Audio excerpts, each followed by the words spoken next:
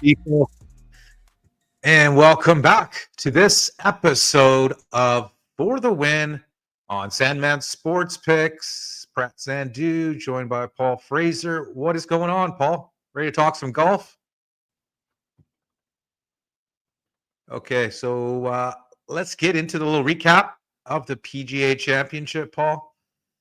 All righty. Not the most exciting tournament for me, I got to be honest. I think the fact that it was a course that we get to see quite a bit, Yeah. and you know, it just didn't have that like hyped up feeling. I don't know, maybe it's just, I don't know what it was, but it left me a little bit wanting more. But I still enjoyed it, Mm, and yeah. congrats to Scotty. He did his thing, and he gets his third major. And I think he joined Sweet. a club of guys that are like uh, three majors and 15 wins on the tour under 30. It was two guys, Nicholas and Yeah. Woods. So Wow. Scotty took care of biz. He did have a scare Yeah. though. Yeah, he had like a Yeah. 4-shot lead going into the last round. John Rahm tied him, Ooh. and I thought it was going to be a really exciting tournament there. And for about an hour, it was, and then I think shots lead, and then Rombo, knew he was down, had to make some birdies. He went like bogey, double, double, bogey to finish. So Yeah. he He went from he he like tried second a to like wee ninth bit. place. But I mean, Uh, he what tried a can you little do? You're too trying to win a hard for the major. win. Yeah. Yeah, exactly. So Right. what does Scotty Scheffler need for his He Grand doesn't Slam? care about world.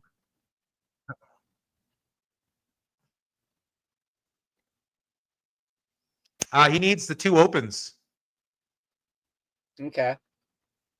So he needs the U.S. Open and the Open Championship. Awesome. Do you think he'll get it? And I think the U.S. Open for sure. I think he'll get that Yeah. one for sure. But the Open Championship, who knows? I mean, he's got the ball striking for it. He's obviously he's growing up in Texas. So he can play in the wind, but Yeah. I mean, I wouldn't doubt it. I wouldn't put it. I wouldn't bet against it. But there was a senior major as well last week, the Regions Traditional. Yeah. And I forgot I had a couple of bets on it, and Angel Cabrera came through for me at 28-1 for his first Hey, the senior duck. major. So that was a huge bonus. Yeah. We cashed the top 20. Yeah, we cashed the top 20s with Joaquin Neiman. He got a top 10. Just a bad first round. Otherwise, he would have been up there. So plus 130 for his top 20. Not bad. Sweet. And then we also got Corey Connors, big time backdoor top 20. He was, terrible the first 2 days and then finished tied for 19. So 2-1. We'll take that. Yeah. And unfortunately, Hovland just finished outside the top 20 by one Mm, shot. That would have been plus 160 top 20 finish. Yeah, so the top 20s helped. And then obviously the win by Angel came through. yeah. So pretty exciting week. Let's I get got into this I got a week's I kind of got a kick out of action that on tour. Go ahead. when I got a kick out of when you sent me that little posting how they wanted how the golf guys wanted to give you a that measly little cash out, like if you cash out now we'll give you this, and you're like yeah no, and then on hell came through and got you the big win. So you know, good on you, man. Good Yeah, it was choice. a Monday finish. Yeah. Yeah, man. Yeah, I mean, he already won this year on the senior circuit, and then he's obviously pretty hungry for a victory after being in a jail cell for a couple of years, right? Yeah. So yeah, congrats to Angel, congrats to us, and I've actually got a couple of picks for another major on the senior tour. Spoiler alert. So, Sweet. and I got one pick, solo bullet, for the European tour, known as the DP World Okay. Tour. So, three tours. All right. I think the Euros are in Belgium. And then Nice. the old dudes are at Congressional. That's a course they used to play Ooh. for Tigers tournament back in Oh the yeah. day, and it's also where Rory won his first U.S. Open there in Yeah. 2011. YE Yang. It was soaked wet, but he dominated by like 8 or 9 shots, which was fun to watch because he had just blown the Yeah. Masters. But nonetheless, Colonial, one of our favorite tracks on the PGA Tour, Paul. Hogan's Oh yeah. Alley. Definitely. Any thoughts about this course? The horrible horseshoe?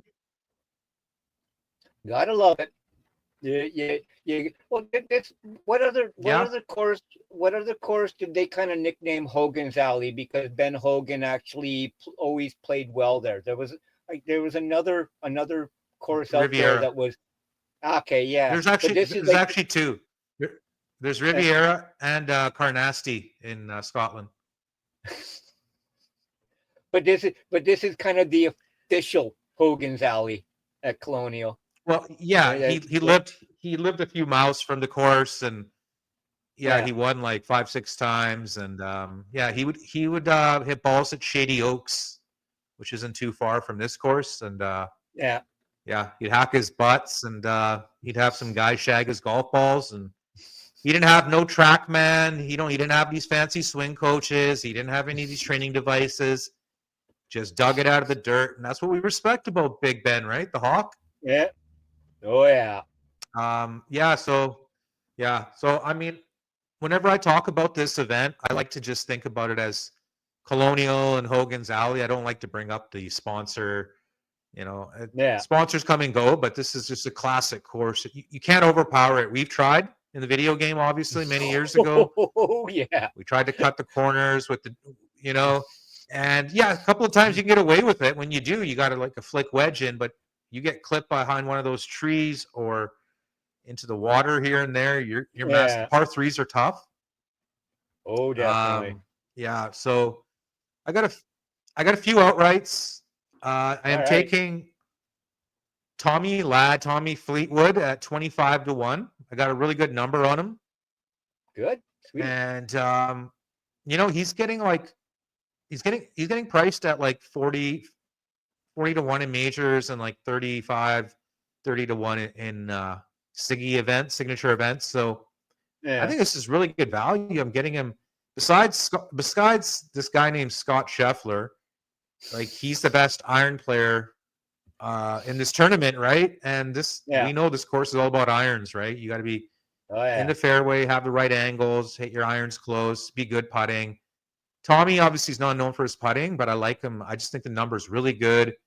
Like I said, I think he's the second best iron player. And if Scheffler just has a bad week with the putting, I mean, like other top guys in the odds are like Jordan Spieth and a few other guys, Maverick McNeely, guys who did really well last week. And I just don't have the faith in him. There's a lot of recency bias there. I think Fleetwood, I think he was top 10 in Philadelphia at the Truist. Yeah. And he was also top 10 at Harbor Town about a month ago, right after the Sweet. Masters. So Yeah. I think this course right up his alley. He hasn't, so to speak, he hasn't really played that well here. I think he has one top 10, but he's got Yeah. good form. So I got Tommy at 25. Next up, I got Keith Mitchell. They call him Cashmere Keith. He likes to rock his cashmere sweaters. This guy's already got 3 first round leads on tour. So he's Mr. First Round. His scoring average in the first round is like 69 point something. Like it's easily the Wow. best of anybody for one round. Yeah, it's like Tiger like back in the day, right? It's like the thing is, Yeah. unfortunately for Keith, the weekend he doesn't play the greatest, Yeah. right? At the Truist, he was leading and he just couldn't putt worth a lick. I think here, maybe he can be, taking the driver out of the bag a little bit and just, maybe hit his irons close, get lucky with the putter. 55 to 1. I jumped on him. I think that's a great number. Oh And, yeah. he's playing good golf. Yeah. It's just got to do it for 4 rounds, Paul. Right? Yeah. I mean, maybe he should join Live because then he wouldn't have to play 4. He could play 3. But Anyways, Burn. last dude I got was actually one of the first round leaders last week, Paul. It had to be said. It had to be said, right? But anyways, next up, I got Ryan Gerard, 75 to 1. He nice. is a North Carolina native. He was up in the first round lead last week at Quail. He's off the Corn Ferry Tour, the AAAs, and he's been playing sneaky good. And I think 75 to 1 is a great number here. I think he's got a chance to win. And I know he's getting a lot of love by some of the other golf pundits out there, but I just think it's a great number, 75 to 1. So I'm just going with 3 picks for the Colonial. I got 2 picks for the senior PGA at the Congressional Country Club. So no top I'm going 10s with or top 20s first for pick. Colonial? No, I'm not going with top 20s unless it's going to be like a major or like a players, because it just takes too much time to go through everything, I've noticed, right? But yeah, I mean, if it's a big event, I think I'll get into it. But because there's 2 events this week, almost 3 with the DP World. So I'm going with Lee Westwood, 25 to 1. I believe this is his first senior PGA event. Yeah. He's he's playing on Live Golf. Obviously, doesn't need the money, and he's doing pretty good financially. But I think he saw one of the Live guys that was over 50. He won the senior PGA last year, Richard Bland, and the senior U.S. Open. And he's like, man, like I get to play in the regular senior. I get to play in the regular, PGA and the regular U.S. Open if I win the senior. So why not? Let's give it a shot. So Lee, 25 to 1. I think he's kind of hungry for a win. He's obviously not doing the greatest on Live, and I mean his whole team's been pretty shitty. Ian Poulter, him, Henrik Stenson, and I forgot the last guy, Sam Horsfield. But Stenson's the only guy to sniff a win on Live, and everyone else has just stunk it up. So well, the first 3 but anyways, guys he's playing against guys his age. Yeah. Well, I said the first 3 guys that you mentioned there, we remember watching them on the PGA Tour, and they were, pretty consistent, damn good golfers. So it's like, but then again, Father Time plays no favorites. Yeah, 100%. The next pick I got for the senior PGA is Retief Goosen. The duck, not the duck, but the goose. He's 50 to 1. I think that's great odds. He had a bad first round last week, and then he came through with 3 good rounds. So you gotta like that, right? And I expect him to play well at Congressional. Of course, he's familiar with. And so last week I was going with the duck, and now I'm going with the goose, Paul. So I got to keep up the animal theme. Are you with that? Does that work, or I don't know? I mean, I'm grasping at straws. Help me out here, please. So do we got somebody who's nicknamed the chicken, because you got a duck, a goose, and a chicken? Hey, a turducken. We need a golfer who's basically nicknamed the turkey or something to do with a turkey, and then that way you can have your turducken for the seniors. That is true. I'm going to work on that guy, Paul. I don't know offhand right now. I could switch it up and take I could take a mechanic in Miguel and Jimenez, right? For maybe the U.S. Senior Open, right?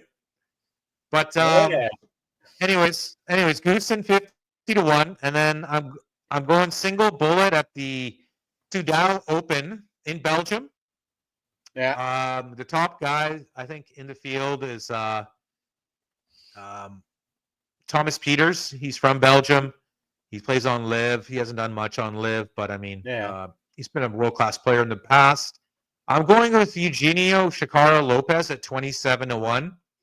Nice. He's already won on the Asian Tour this year, and he won on the DP World Tour. He won the Hero Indian Open, and he's contended. I think he's got to be at least top 5 player on the tour. A lot of the DP World Tour guys have they've all gone to the PGA Tour, the top guys. So Yeah. this guy, he got like removed from Live Golf, and he kind of had some bad words for them, and now he's he's doing his thing on the DP World Tour. Props to him. I mean, Yeah. he was a world class amateur too. Like he was I think second or third ranked amateur behind Ludwig. So Nice. he's obviously got pedigree. So 27-1, single bullet in Belgium. Yeah. And that pretty much wraps up the outrights for this week, Paul. 3 tournaments. We got Colonial. We got the Senior PGA at Congressional. So 2 really classic courses, and then Definitely. single bullet in the DP World Tour in Belgium. So spreading around the bullets, and we found a winner with the duck out of nowhere last week, and let's see what happens this week. And next week, I think we have the Memorial, so Jack's event in Ohio, a signature event. All the top guys will be there. And then right after that, we are going to TPC Tirana for the Canadian Open, or Ontario Open, as you like to call it.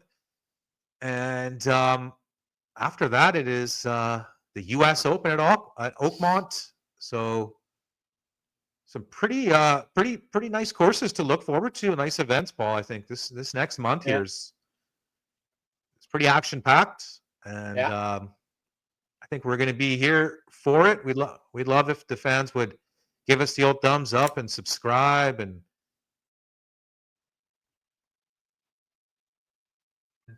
that pretty much does it for this week's episode. Paul and I are going to catch you guys next time on For the Win. Hang loose. Peace out, people. Later.